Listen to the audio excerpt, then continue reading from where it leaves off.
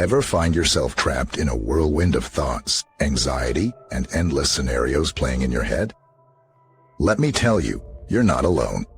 We all experience this mental chatter, but what if we could learn to quiet it down? Imagine the peace, clarity, and focus you could regain. Today, we're diving into an ancient philosophy full of practical wisdom that can guide us to live a more peaceful and meaningful life. Brace yourself for a journey that will change your perspective on overthinking and arm you with 10 powerful tools to master your mind. If you're ready to break free from the shackles of overthinking and sail smoothly on the sea of mental tranquility, then stay with me till the end of this transformative exploration.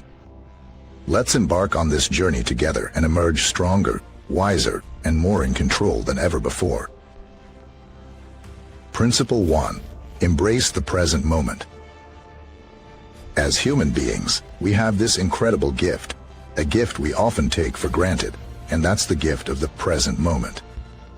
This is a principle that echoes through the threads of Stoic philosophy, a philosophy that's over 2,000 years old, yet its wisdom is timeless. Stoics believe in the power of the present, the power of the now.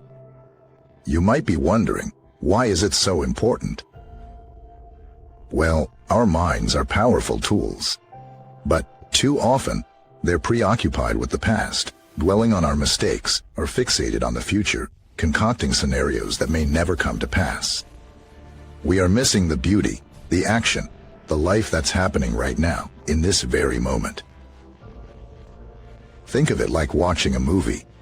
You can't change the scenes that have already played out, and you can't jump forward to see what's coming up. The only part of the movie you can truly experience is the scene playing right now.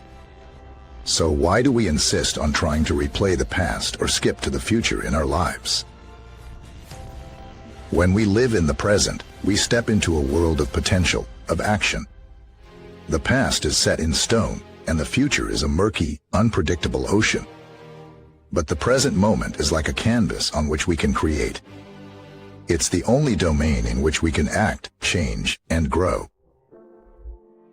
Living in the present moment is not about neglecting our past experiences or not planning for the future. Instead, it's about focusing our mind where our body is. It's about truly experiencing the moment as it is, not as we think it should be. And believe me, this isn't just feel-good jargon. The benefits of living in the present are backed by a growing body of scientific research. Studies suggest that practicing mindfulness, a form of meditation centered on the present moment, can reduce stress, improve focus, and boost our overall mental well-being. So how can we begin to embrace the present moment? Start by consciously bringing your attention to the now. Notice the sensations around you, the rhythm of your breathing, the beat of your heart, the feeling of the wind against your skin. If you find your mind wandering into the past or the future, gently guide it back to the present. Remember, it's a skill, and like any skill, it takes practice. To wrap it all up, the first principle we can learn from Stoicism to stop overthinking is to embrace the present moment. The present is not just a point in time, it's a way of life. It's an invitation to live, to act, to experience life as it unfolds. And who knows? You might just find that the present moment is far more beautiful and full of potential than you ever realized. Building on that idea, let's dive into our second principle, understanding what is in your control. This concept is a cornerstone of Stoic philosophy and an essential tool for conquering overthinking. Picture your life as a vast ocean. You're on a ship, and your mind is the compass. Storms may come and go, geysers may rise, whales may appear, and the ocean may be calm or turbulent. These are elements beyond your control. In the same vein, certain aspects of our lives, the actions of others, changes in the economy, or even the weather, are beyond our reach. However, just as the sailor on the ship, you hold the power to control your reactions and responses. The sailor cannot control the ocean, but they can control their ship. They can steer it, adjust its sails, and navigate through the waves and currents. Similarly, While we cannot control all external circumstances in our lives, we can control how we respond to them. Mastering this understanding is pivotal in tackling overthinking. Whenever you find yourself overthinking, take a moment to pause. Differentiate between what is in your control and what isn't. For instance, if you're overthinking about a job interview, remember, you can't control the interviewer's thoughts, the company's hiring policies, or the other candidates. But you do have control over your preparation, your appearance, and your responses during the interview. By focusing on what's within your control, you'll find that your mind becomes less cluttered with unnecessary worries and fears. It's like decluttering your living space. When you remove the extraneous objects, you're left with a clean, inviting, and manageable environment. Similarly, when you clear away the thoughts about things beyond your control, you're left with a sharper, more focused mind. This principle empowers you to reclaim your mental space from the clutches of overthinking. Instead of being tossed around by every wave, you become the skilled sailor, navigating your ship with confidence and calm. Remember, it's not the stormy sea that determines your journey, but the way you steer your ship. This principle does not promise a life devoid of challenges or storms, but it assures you that no matter what comes, you can remain anchored and balanced. It offers you the peace amidst chaos, the calm amidst turmoil. By understanding what's in your control, you are not only taming the beast of overthinking but also charting a path to a more centered and serene life. And that, dear friends, is a voyage worth embarking on. Riding on the wave of our previous point, let's now navigate to our next beacon of guidance in this journey, the practice of objective judgment.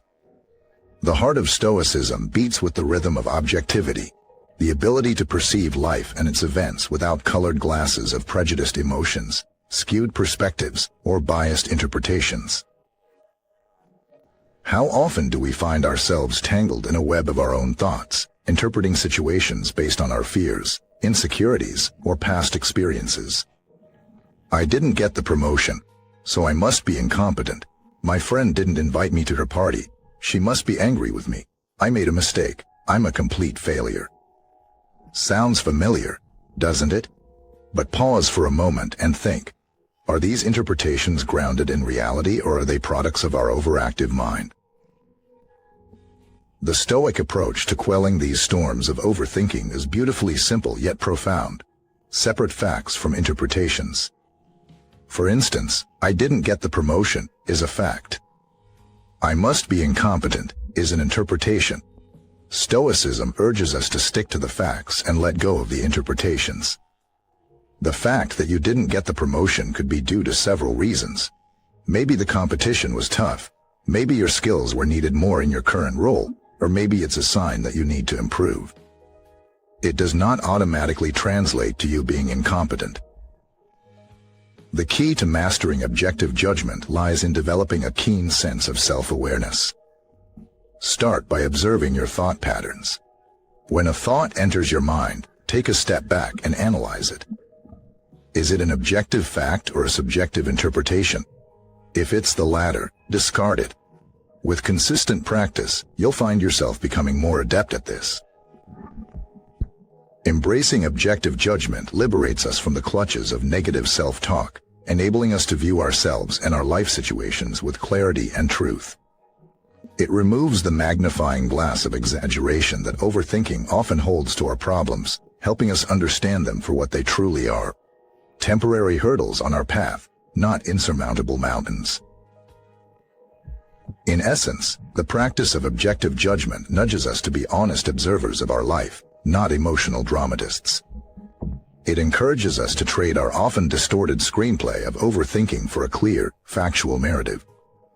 This Stoic principle is not just a tool to alleviate overthinking, but also a compass to navigate life with truth, grace, and wisdom. As we journey further into the realm of Stoicism, let us carry with us this beacon of objective judgment, illuminating our path towards mental tranquility and empowerment. Coming off from where we left, let's dive deeper into our fourth principle, cultivating inner wisdom. You all know the phrase, knowledge is power. but I'd like to slightly revise it. I believe applied knowledge is power. This principle of Stoicism beautifully encapsulates this idea. Stoics believe that wisdom doesn't come from knowing a lot of things, but from knowing the right things and using that knowledge effectively. It is about honest introspection, understanding the nature of things, and applying that understanding in our daily lives. Just like a seasoned sailor who understands the ebbs and flows of the sea, the changing winds, the hidden dangers, the different weathers, and how to navigate through them all, Stoicism urges us to become the sailor of our lives.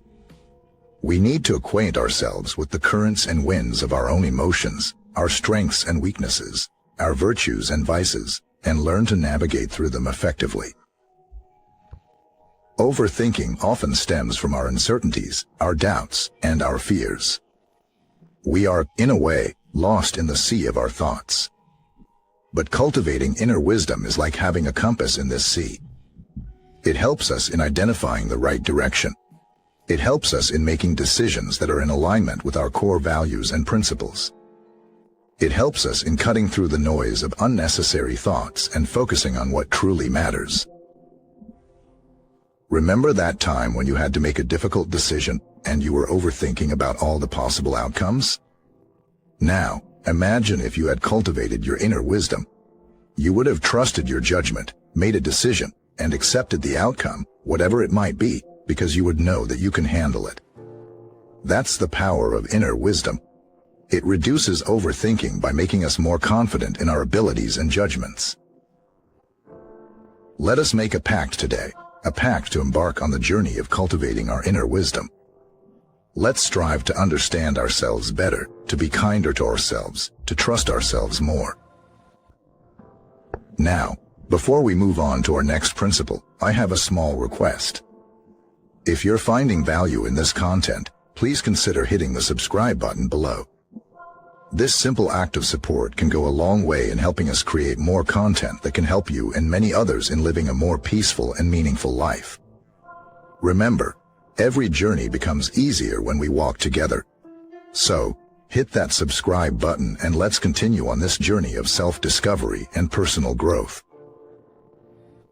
Stepping forward from our last point about cultivating inner wisdom, we cannot ignore a paramount teaching of Stoicism, embracing impermanence. This principle is about accepting the transient nature of everything around us, and indeed, within us. Life itself is in a state of constant flux, and the sooner we learn to dance to this rhythm, the better we become at managing our overthinking tendencies. Consider the natural world. Each day the sun rises and sets, seasons change, trees shed their leaves only to grow them back, and rivers keep flowing. Nothing stays the same, and there's a certain beauty and grace in this continual flow of existence. Just as we appreciate and accept these changes in nature, we need to apply the same understanding to our lives. Now, you may wonder, how does this help with overthinking? Here's where the magic happens. Often, we overthink because we're trying to hold on to things, situations, or people. We're trying to freeze a moment, a feeling, or a stage of life. But just as you can't hold water in your hands, you can't hold on to these temporal aspects of life. The more we try to grasp, the more stress and anxiety we generate, and the deeper we sink into the quicksand of overthinking. But what if we could let go? What if, instead of resisting, we flow with life's currents, accepting each moment as it comes and then letting it go? Imagine you're watching a movie. You know it's a limited time experience. You know that you can't hold on to a particular scene or a line. So, what do? You immerse yourself in the experience. You enjoy the movie as it unfolds, scene by scene. Life is very similar. By embracing life's impermanence, we free ourselves from the need to control or hold on to things. And that's a liberating shift that can drastically reduce overthinking. This is not to say that you should become indifferent or detached. Not at all. It's about fully experiencing and appreciating each moment, each encounter, each joy, each challenge, and then allowing it to pass, making way for new experiences. It's about finding peace and stability not in external circumstances but within ourselves. Remember, just like the seasons, life's conditions will change. It's the law of nature. Embracing impermanence doesn't prevent life's storms, but it equips us to navigate through them with strength and serenity. So, go ahead. Embrace the transient nature of life. Dance in the rhythm of change. And watch how the chains of overthinking gradually loosen, making way for a more peaceful, mindful, and fulfilling life. Moving on from the previous principle, we now find ourselves diving into the realm of dispassionate analysis, a powerful tool from the Stoic toolbox. It's all about seeing situations as they are, not as our emotions might paint them to be. Remember, our emotions can be like a pair of colored glasses that alter the reality, often making it seem more daunting or complex than it truly is.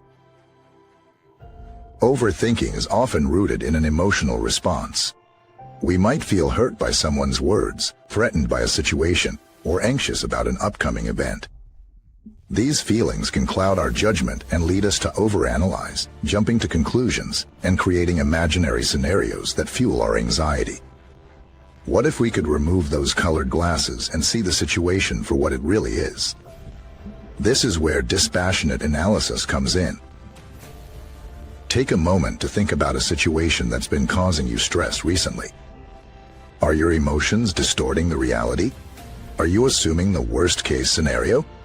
Through the lens of dispassionate analysis, take a step back and objectively view the situation. Identify the facts, separate them from your emotions, and you might realize that the situation isn't as bad as it initially seemed. Let's illustrate this with a simple example. Imagine you sent an important email to your boss, but they haven't replied for a few days. You may start overthinking, assuming that they are upset with you or dissatisfied with your work. This is your emotional response taking over. Now, apply dispassionate analysis. Consider the facts. It's a busy time of year. Your boss has several responsibilities, and they usually take a few days to respond to emails. Suddenly, the situation seems less personal and less threatening. You realize that there might be numerous reasons for the delay that have nothing to do with you. The beauty of dispassionate analysis lies in its simplicity. It's a guiding light in the fog of overthinking that can help us see situations clearly and react accordingly. However, it's not about ignoring our emotions or becoming indifferent. It's about acknowledging our emotions but not letting them control our perception. It's about giving ourselves the space to respond rather than react. Like all Stoic principles, this one, too, requires practice. It might seem challenging at first, but as you start applying it in your daily life, you'll find the chaos of overthinking slowly but surely giving way to a calm and focused mind. Coupled with the principles we've explored so far, dispassionate analysis will empower you to navigate life's challenges with grace and poise, making overthinking a thing of the past. As we navigate the journey of understanding our minds and freeing ourselves from the chains of overthinking, we land on a critical principle, a cornerstone in the world of Stoicism, valuing action over rumination. This principle speaks volumes about the importance of purposeful action as a counter to overthinking. You see, the human mind is a remarkable tool capable of conjuring the most intricate of thoughts and grandest of ideas. However, if not directed properly, it can easily trap us in a labyrinth of speculation, spinning us in endless circles of what-ifs and if-onlys. This is where the Stoic practice of valuing action over rumination comes into play. When we find ourselves caught in the loop of overthinking, the easiest way to break free is to move, to act. This action doesn't have to be something monumental. It can be as simple as jotting down your thoughts, going for a walk, or engaging in a hobby. It's about breaking the inertia of rumination and channeling your energy towards something tangible and productive. Consider the act of worrying about the success of an important presentation at work. You might find yourself envisioning every possible scenario, from forgetting critical points to the technology failing you at the last moment. Instead of allowing your mind to wander into this maze of conjecture, you could switch gears.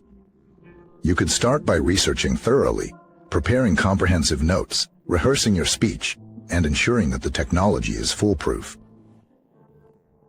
This way, you are not merely brewing storms in your mind, but you are taking concrete steps towards your goal. You're shifting your focus from the problem to the solution, from the imaginary to the real.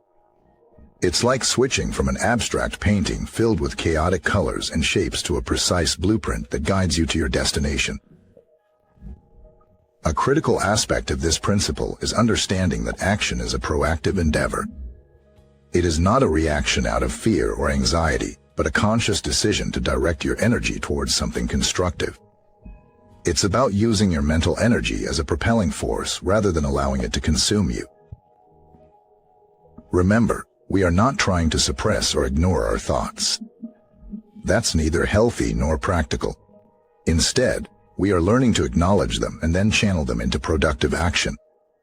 It's about gaining control over our minds and steering our thoughts and actions in the direction we want.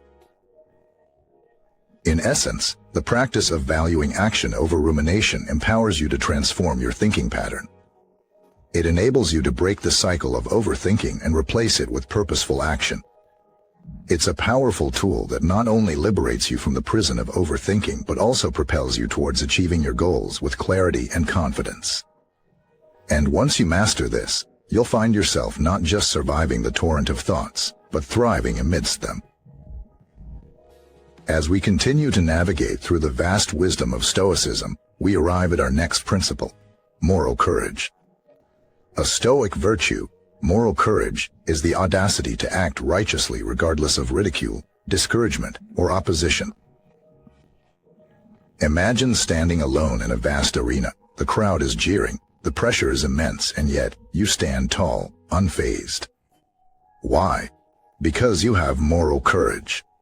This is the power to uphold your principles and act in alignment with your values, even when it feels like you're swimming against a powerful current. At its core, moral courage is about authenticity. It's about being true to yourself, your beliefs, and your principles. It's about taking a stand, not because it's popular, but because you know deep within your heart that it's right. It's about taking the road less traveled, not because it's easy, but because it's worth it. Moral courage also extends to our thoughts. Overthinking often stems from fear. Fear of judgment, fear of failure, fear of rejection. But when we cultivate moral courage, we gain the strength to face these fears. We start to realize that our self-worth isn't tied to external validation or approval. Our worth comes from within us, from our actions, our integrity, our character. This understanding frees us from the chains of overthinking. Think about the last time you found yourself in a spiral of negative thoughts. Perhaps you were worried about how others would perceive you or judge your actions. Maybe you were afraid to voice your opinion or take a stand because it was unpopular. Now, imagine having the moral courage to act despite these fears. To confidently express your thoughts, to live authentically, to make decisions based on your values rather than societal expectations. How liberating would that feel? It's important to remember, however, that moral courage isn't about being reckless or inconsiderate. It's not about disregarding the feelings or views of others. Instead, it's about respectful assertiveness. It's about advocating for yourself and your values while remaining considerate and respectful towards others. Cultivating moral courage is like building a muscle. It may feel uncomfortable at first, but with practice, it becomes stronger. Start with small steps. Stand up for yourself when you feel you're being treated unfairly. Express your opinion even if it's different. Make decisions based on your values, not peer pressure. As you continue to flex this muscle, you'll find that the grip of overthinking starts to loosen. Your focus moves away from fear and towards courage. And in this shift lies the tranquility and mental clarity we seek. In the words of the Stoic philosopher Seneca, "He who is brave is free." So let's dare to be brave, to be morally courageous, and claim our freedom from overthinking. Having explored the sheer strength that is birthed by moral courage, let's move forward to another cornerstone of Stoic philosophy that provides us with a lens to see our lives through a radically different perspective. Remember when we discussed moral courage? We discovered that it's about facing our fears and living according to our values, despite what others might think or say. Now let's step further into a landscape of resilience and personal growth. Welcome to our 9th principle, embracing adversity. In the Stoic mind, adversity isn't something to be feared or avoided. Instead, it's an opportunity for growth and learning. Why? Because adversity shapes us. It's a sculptor, and we are its clay. Life isn't about avoiding the storms, but learning to dance in the rain. Consider the mighty oak tree. It doesn't grow strong and tall in the comfort of a sunny meadow, but rather in the wild forest where winds roar and storms rage. Each storm the oak withstands drives its roots deeper into the earth, making it stronger and more resilient. The same concept applies to us, humans. Adversity is a trainer, a teacher that brings out in us virtues we didn't know we possessed. It's the anvil on which our character is forged. We develop resilience, empathy, patience, and a host of other virtues when we face and overcome challenges. But how do we cultivate this Stoic attitude towards adversity? How do we see it as a friend, not an enemy? The answer lies in reframing our perception. Instead of seeing adversity as an obstacle, we should view it as an opportunity. An opportunity to learn, to grow, to strengthen our character. Adversity, in itself, is neutral. It's neither good nor bad. It simply is. What matters is how we perceive and respond to it. We can choose to see it as a crushing blow or chance to build our resilience. If we choose the latter, we can transform our adversity into a path towards personal growth. The next time you face a challenge or hardship, remember the oak tree. Just as the tree uses the storm to grow stronger, use your adversities to build a strong and resilient character. Ask yourself, what can I learn from this? How can I grow? This Stoic principle of embracing adversity reminds us that life's greatest lessons often come dressed in work clothes. Challenges aren't always pleasant, but they are necessary for growth. Just as the gold is purified in the furnace, our character is refined in adversity. Remember, the easiest paths in life rarely lead to the most rewarding destinations. So embrace adversity, and in doing so, step into a more fulfilling, resilient, and enlightened life.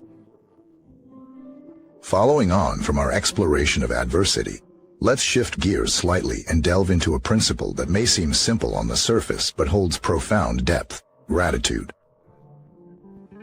Gratitude, a cornerstone of Stoic philosophy, is like a warm, comforting light that can illuminate even the darkest corners of our minds, especially when overthinking tries to cast a shadow over our lives. It's a positive, proactive response to our world, radiating acceptance and appreciation for what is, rather than what could be, should be, or was. The practice of gratitude is a refocusing of attention from the negative, the lacking, the uncertain, to the positive, the present, and the certain. When we're caught in the grip of overthinking, we often spiral into what-ifs, maybes, and should-haves. Gratitude allows us to ground ourselves firmly in the present moment, to appreciate the sureties and blessings we do have. It's akin to standing in an art gallery. Overthinking is like fixating on the empty spaces on the wall where art could be, or worrying about the potential decay of the paintings. In contrast, gratitude is appreciating the beauty of the art that is there, relishing in its colors, shapes, and the emotions it stirs within us. But how do we cultivate this sense of gratitude? It begins by consciously shifting our focus towards the positive aspects of our lives. It's as simple as taking a moment each day to write down or mentally acknowledge things you're grateful for. It could be as grand as a promotion at work, as sweet as a child's laughter, or as simple as a warm cup of coffee on a cold day. It doesn't matter how big or small. Every acknowledgement of positivity adds up, building an arsenal of appreciation that can combat overthinking. As we cultivate this habit, we begin to rewire our brains to naturally lean towards positivity, towards appreciation, towards the present moment. Over time, this can dramatically decrease our tendency to overthink. The beauty of gratitude lies in its duality. It not only helps combat overthinking, but it also elevates our overall life experience.